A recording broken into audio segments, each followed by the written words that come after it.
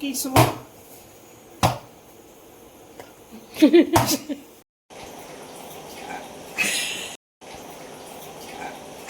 હવે આપણે લઈશું શોધીને આલુને ચૂરમો કરી દો. આલુને ચૂરમો નહીં, આલુનો ચૂરમો. થોડા ધનિયા નાખી દઉં. ધનિયા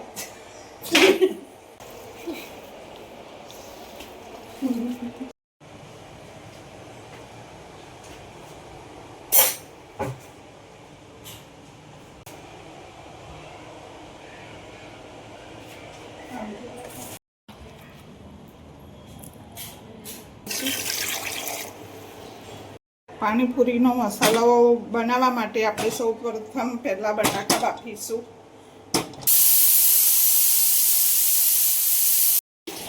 થઈ ગયા છે બટાકા, સરસ બફાઈ ગયા છે. લઈને ખોલીને પછી મસાલો બનાવીએ. બટાકા થઈ ગયા છે કે નહીં તે ચેક કરી લઈએ. ચણાને હવે આપણે બોઇલ કરી લઈશું.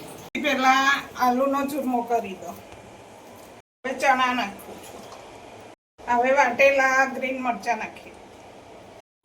હવે લીલા ધાણા નાખી દો. 1 ચમચી મીઠું, 1 ચમચી ધાણા, 1.5 ચમચી ધાણા જીરું, સંચર પાવડર 1/2 ચમચી,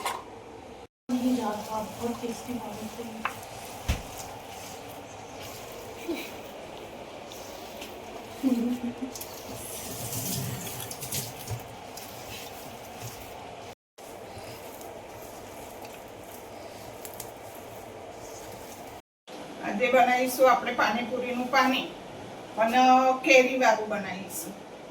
તો પછી પહેલા આપણે કેરી પીસી લઈશું, પછી એમાં બધા મસાલા કરીશું. હવે થોડું આદુ નાખીશું, થોડા મરચાં નાખીશું, થોડો પુદીનો નાખીશું,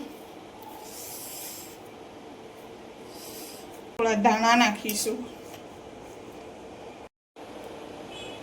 થોડો જીરા પાવડર નાખીશું 1 ચમચી, 1 ચમચી મીઠું નાખીશું, 1 ચમચી ચાટ મસાલો, 1 ચમચી સંચર પાવડર નાખીશું, પાણી નાખીશું. તો ચાલો આપણે પીસી લઈએ. હવે પાણીને ગાળી લઈશું આપણે.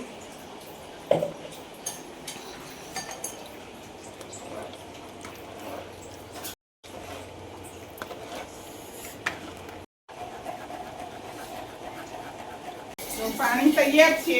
હવે હું ઠંડુ કરવા હારું ફ્રીજમાં મૂકી દઉં. પછી ચલો આપણે બનાવીએ સોજીની પાણીપુરી. એમાં આપણે લઈશું 2 કપ સોજી, અડધો કપ આપણે ગરમ તેલ નાખીશું. તેલ નાખીને આ બરાબર આપણે એક સરખો કરી લઈશું. હવે લઈશું ગરમ પાણી જરૂર પ્રમાણે.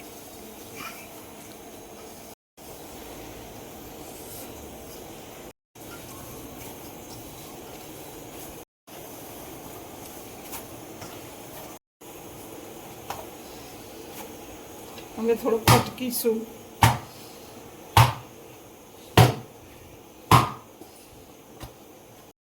હવે આપણે 10 મિનિટ માટે છે ને લોટને ભીના કપડાથી ઢાંકી દઈશું. હવે આપણે બનાવીએ પૂરી.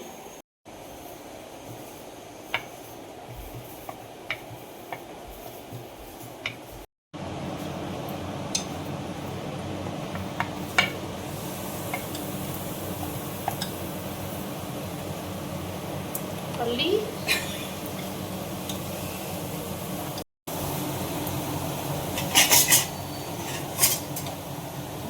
સરસ પૂરીને